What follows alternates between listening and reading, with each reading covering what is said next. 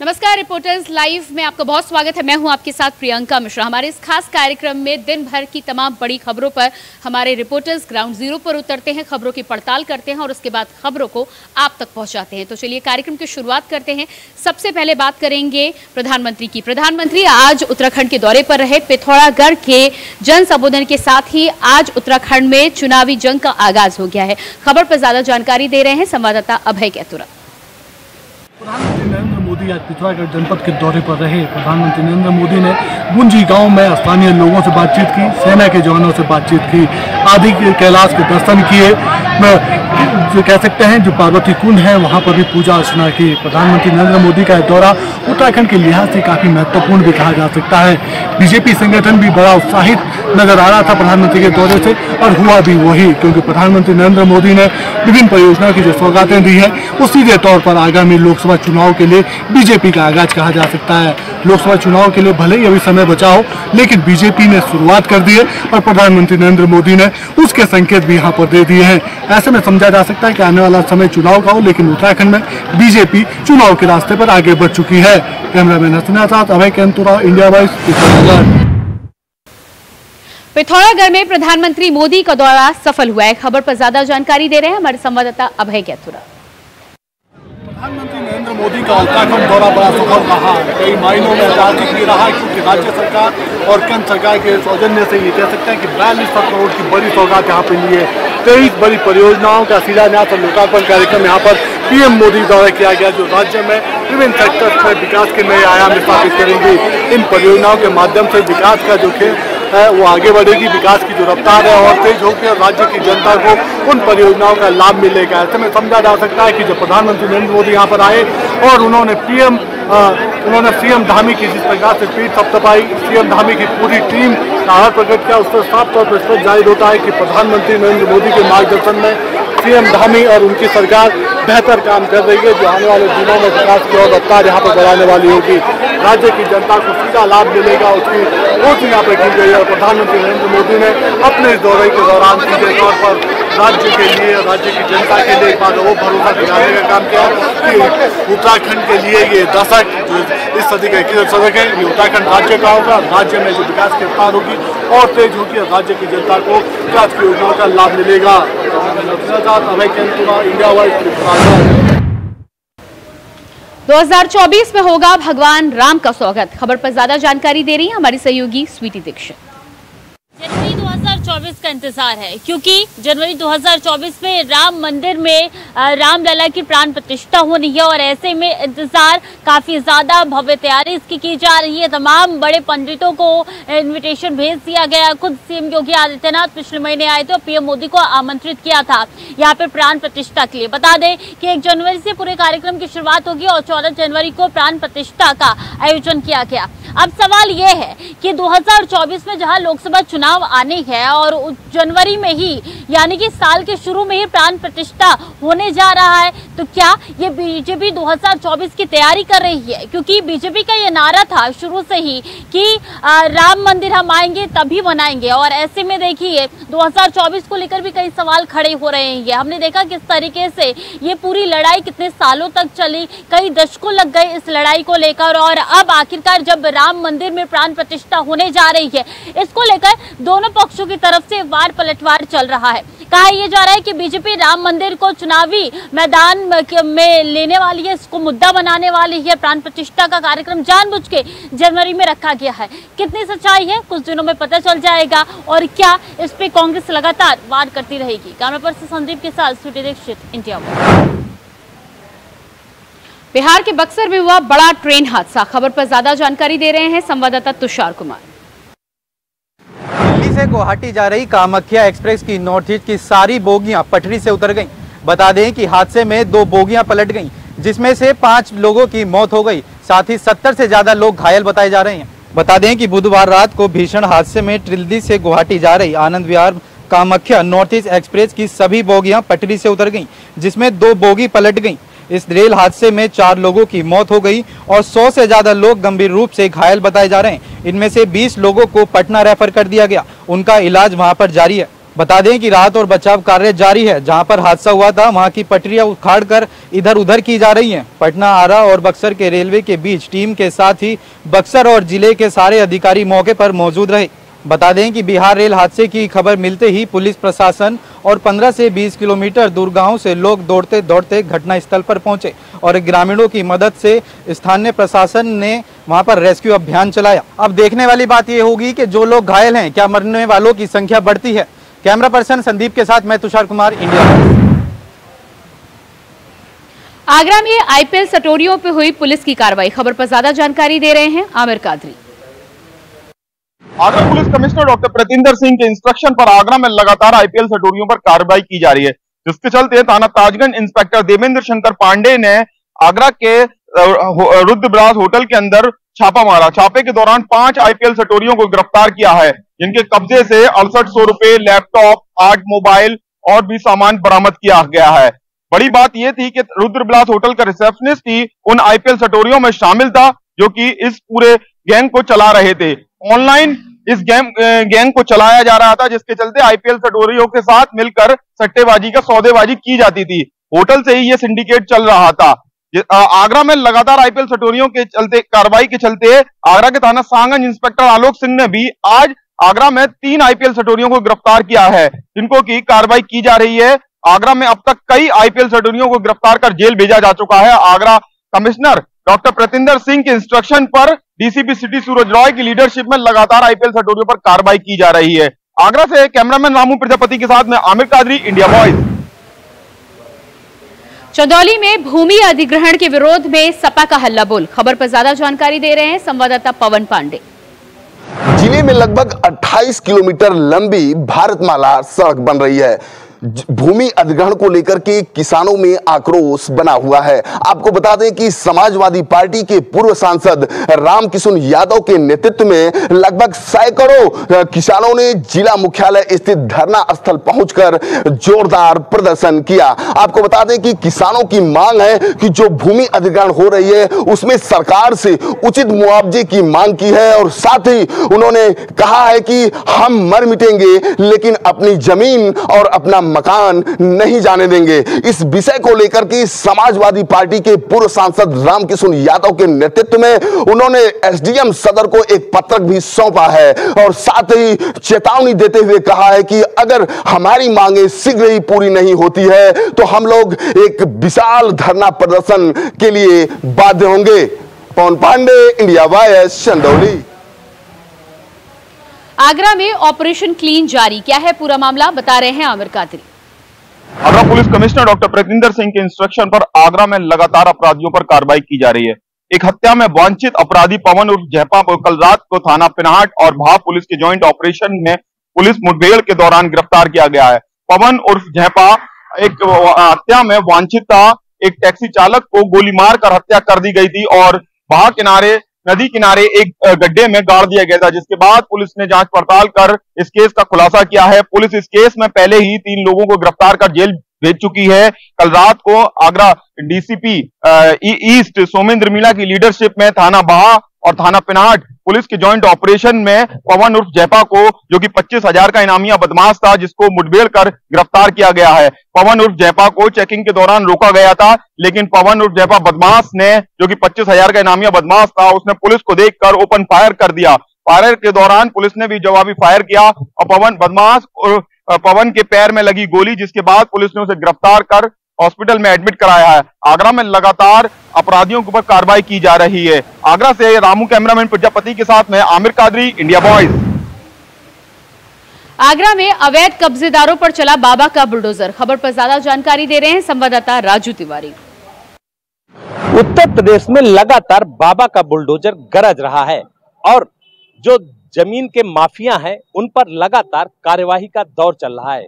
बता दें कि इसी के क्रम में रायबरेली में लगातार भू माफियाओं पर अवैध कब्जे को लेकर कार्यवाही जारी है और ऐसे भूमाफियाओं पर कार्यवाही देखी जा रही है।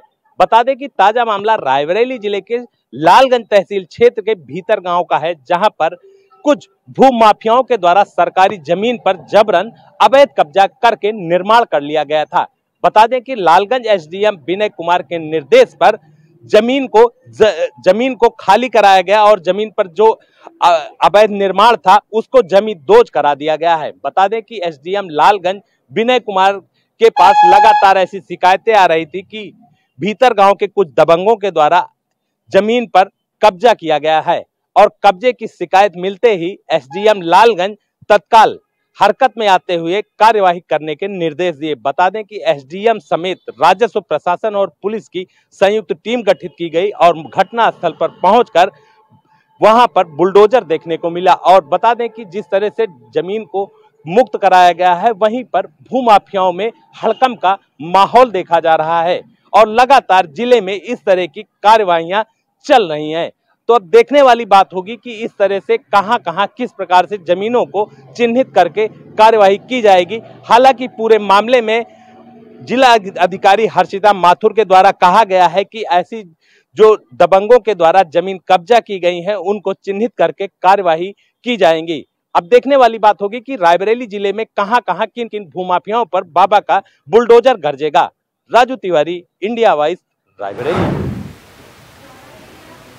बस्ती में सपा विधायक हुए ट्रोल, खबर पर ज्यादा जानकारी दे रहे हैं संवाददाता बबुंदर यादव। जनपद में सड़क निर्माण को लेकर के सांसद और विधायक में जिस तरीके से ट्रोल किए जा रहे विधायक, जहां पर उनका कहना है कि ये बड़े बन से कंपनी बाग चौराहे तक की जो है चौड़ीकरण सड़क कराने को लेकर के उसका श्रेय लेने में जिस तरीके से नेताओं ने अपना जो है लगातार सोशल मीडिया पर जो है पोस्ट डाल रहे हैं कि इसका श्रेय मैं लिए, मतलब अपना श्रेय लेने के चक्कर में जिस तरीके से ट्रोल किए जा रहे हैं। महेंद्र नाथ यादव विधायक बस्ती सदर, उन्होंने मीडिया के सामने जो कि प्रेस कॉन्फ्रेंस कर बताया कि जो है कि लोगों की कुछ ऐसी मानसिकता है जो कि मैं इस तरीके का मैंने कोई श्रेय नहीं, मैं जनता का जो है इस पर आशीर्वाद लेना चाहता हूं कि इस तरीके से जिले का विकास हो। और उन्होंने बताया कि लगातार जिस तरीके से बस्ती जनपद के सदर विधानसभा का लगातार काम कराया जा रहा है, चाहे वो बड़े बन से लेकर के कंपनी बाग चौराहे तक का सड़क का मामला हो या फिर मेडिकल कॉलेज रामपुर से जो है और मुंडेरवा मार्ग का चौड़ीकरण का मामला हो। तो ऐसे में उन्होंने लगातार कई सड़कें बताया कि जो है इसका चौड़ीकरण के लिए लगातार मैं भी शासन को लिख चुका हूँ। और उनका साफ तौर पर जिस तरीके से उन्होंने मीडिया से प्रेस कॉन्फ्रेंस कर बताया कि जनप्रतिनिधि होने के नाते जो है मुझे भी इसका हक है और मुझे भी होता है कि मेरा भी उसमें जो है मुझसे भी लेटर मांगा जाता है कि जो है आपके क्षेत्र का जो विकास है उस विकास गति के लिए जो है यहाँ से शासन से धन अवमुक्त कराया जाए और उस क्षेत्र में विकास किया जाए। तो कहीं ना कहीं जिस तरीके से उसका श्रेय कहीं ना कहीं बस्ती सांसद भी अपने आप को ले रहे हैं, उसकी पोस्ट को जो है फेसबुक और इस पर ट्विटर पे ला रहे हैं कि जो है कि हमारे द्वारा जो है ये विकास किया जा रहा है, सड़क का निर्माण कराया जा रहा है। तो कहीं इस पर सफाई देते हुए जो कि समाजवादी पार्टी के विधायक महेंद्र नाथ यादव किशोर विधानसभा के विधायक हैं, उन्होंने साफ तौर पर प्रेस कॉन्फ्रेंस करी इसकी जानकारी दिया कि ऐसा कोई किसी का जो नहीं है, जनप्रतिनिधि होने के नाते जो है ये मेरे विधानसभा का क्षेत्र का मामला है और ये इसको लेकर के मैं कई बार जो है शासन में मिल चुका हूँ। इसके लिए लगातार मैं इसकी जो है पैरवी कर रहा हूँ इसके लिए, और ये अभी जो धन अवमुक्त हो चुका है, जो कि धन मिलने के बाद और इसका जो है बड़े बन से लेकर के और कंपनी बाग तक चौड़ीकरण का जो होगा सड़क जो है इससे जनता को लाभ मिलेगा, जहां जाम से लोगों को निजात मिलेगा। तो इस तरीके से जो ट्रोल किए जा रहे हैं इस पर जो है कहीं ना कहीं लगातार जो है जनता के विकास के लिए लोग भाजपा सांसद हरीश द्विवेदी और महेंद्र नाथ यादव में जिस तरीके से होड़ मची हुई है, हम इसका जो है मतलब इसका श्रेय लेने के चक्कर में लगातार हो रहा है। लेकिन वहीं जो है इसका सफाई दिए बस्ती से महेंद्र नाथ यादव जो कि सपा से विधायक हैं। बस्ती से इंडिया वॉइस के लिए बबुंदर यादव। रायबरेली में दबंगों की दबंगई देखने को मिल रही है, क्या है पूरा मामला, बता रहे हैं राजू तिवारी। उत्तर प्रदेश सरकार के द्वारा भले ही दबंगों व अपराधियों पर लगाम लगाने के तरह तरह के निर्देश जारी किए जा रहे हों, लेकिन स्थानीय पुलिस की निष्क्रियता के चलते आए दिन दबंगों के नए नए कारनामे देखने को मिल रहे हैं।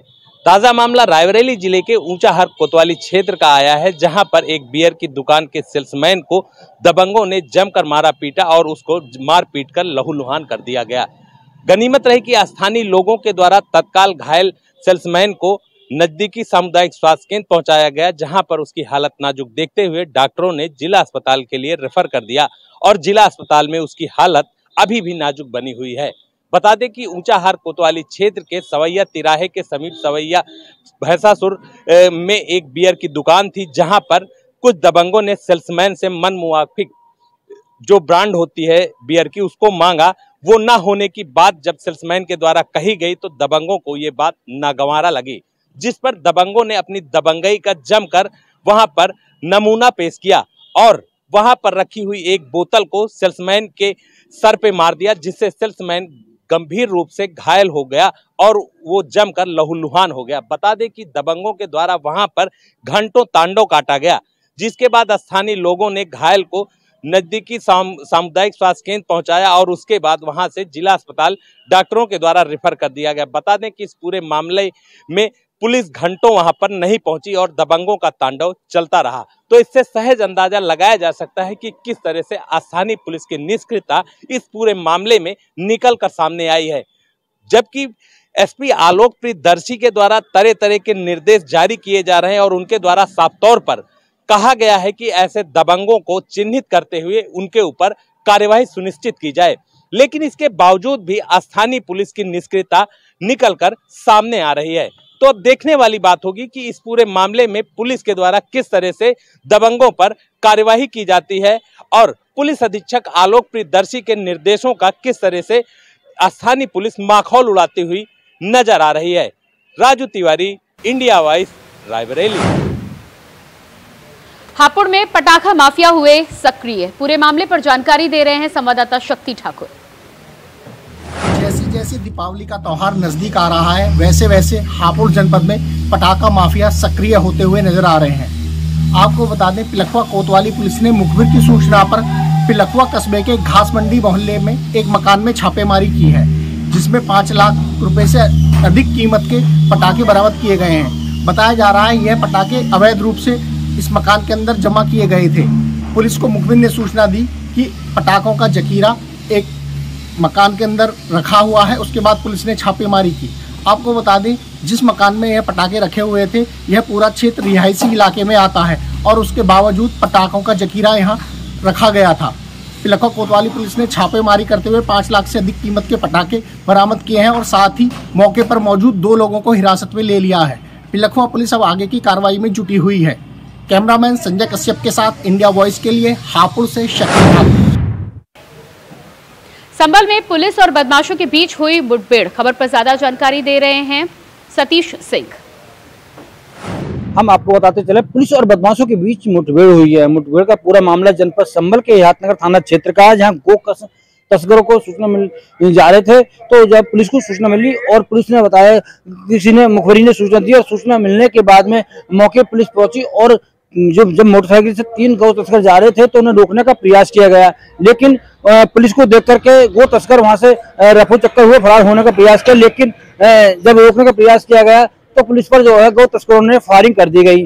फायरिंग देखते हुए पुलिस ने भी दोनों तरफ से फायरिंग चालू हो गई। पुलिस ने भी फायरिंग का जवाब फायरिंग से दिया गया, जिसमें 2 बदमाशों को लिए वहीं पे पकड़ लिया और दोनों के पैर में गोली लगी है। देखते हुए बता दें कि एक तीसरा बदमाश जो वहां से फरार हो गया है, तो उसने पुलिस ने उसे भी गिरफ्तार कर लिया गया है। सबसे बड़ा सवाल उठता है कि जिस तरीके से गो तस्करों 6 दिन पहले कहीं गोकशी का मामला आया था, तो वहीं पर जो है इनकी बात की जा रही है, तो 6 दिन में पुलिस ने गिरफ्तार कर लिया गया है। तीनों बदमाशों के लिए जो सामान थे, इनके पास से मोटरसाइकिल थे, हथियार, तमंचे थे, कारतूस, जिंदा कारतूस बरामद हुए और उनके पास से जो गो तस्करी करते थे तो उस पर वो उपकरण भी बरामद कर लिए गए हैं। तीनों बदमाशों के लिए पुलिस ने गिरफ्तार कर लिया गया है और जो 2 के लिए अस्पताल में भर्ती कराया गया है, जिनके घायल हुए हैं। एसपी ने बताया है कि ये तीनों बदमाश जो थे, इन्होंने जो है पुलिस पर फायरिंग की गई थी और फायरिंग जब इन्हें रोका गया तो ये नहीं रुके थे और फायरिंग लगातार करते रहे, जिसमें जो पुलिस ने भी लगातार इनकी तरफ से फायरिंग की गई। तीनों के लिए गिरफ्तार कर लिया गया है, आगे की कार्रवाई की जा रही है। कैमरामैन प्रसन्न के साथ मैं Satish Singh, India Voice News Sambhal. Meerut में लगातार डेंगू का प्रकोप बढ़ता ही जा रहा है, खबर पर ज्यादा जानकारी दे रहे हैं संवाददाता सादिक खान। उत्तर प्रदेश के जनपद मेरठ में डेंगू का कहर लगातार बढ़ता जा रहा है। मेरठ में डेंगू के मरीजों की संख्या दिन प्रतिदिन बढ़ती जा रही है। डेंगू के प्रकोप से मेरठ में इस वक्त दहशत का माहौल है। आपको बता दें कि देहात क्षेत्र में लगातार मरीजों की संख्या तेजी के साथ बढ़ रही है। वहीं स्वास्थ्य विभाग के द्वारा भी लगातार डेंगू से बचने के लोगों को उपाय बताए जा रहे हैं। साथ ही उनकी पूरी तरह से देखभाल करने के लिए जिला अस्पताल में एक अलग डेंगू वार्ड बनाया गया है। अगर बात की जाए मेरठ जिला अस्पताल की, तो मेरठ जिला अस्पताल के डेंगू वार्ड में इस वक्त पूरी तरह से बेड फुल हो चुके हैं। पूरी तरह से स्वास्थ्य विभाग के द्वारा लगातार एंटी लार्वा का छिड़काव कराया जा रहा है। अब देखना यह होगा कि आखिर डेंगू के प्रकोप का कहर कब तक कम हो पाएगा। Sadiq Khan, India Voice, Meerut. संभल में दिखा तेज रफ्तार का कहर, ज्यादा जानकारी दे रहे हैं संवाददाता संतोष सिंह। तेज रफ्तार का आज जनपद संभल में फिर एक बार कहर देखने को मिला है।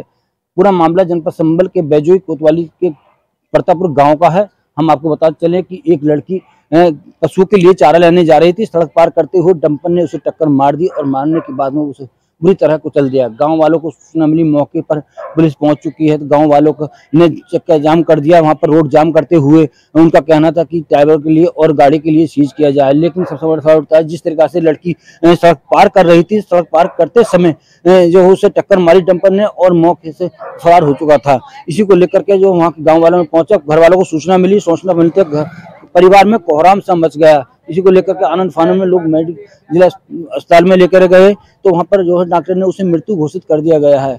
मौके पुलिस पहुंची और वहां पर जाम खुलवाने का प्रयास किया, लेकिन गांव वालों को कहना था कि जब तक ड्राइवर के लिए और गाड़ी के लिए सीज नहीं किया जाएगा हम नहीं हटाएंगे। लेकिन पुलिस ने जो है उसके ड्राइवर के लिए और गाड़ी के लिए अपनी गिरफ्त में ले लिया गया है और आगे की बेहतर कार्रवाई की जा रही है। लड़की के सबके लिए पोस्टमार्टम के लिए भेज दिया गया। कैमरामैन प्रसन्न के साथ मैं Satish Singh, India Voice News Sambhal. और इसी के साथ रिपोर्टर्स लाइव में इतना ही। खबरों के लिए बने रहिए इंडिया वॉइस के साथ। नमस्कार।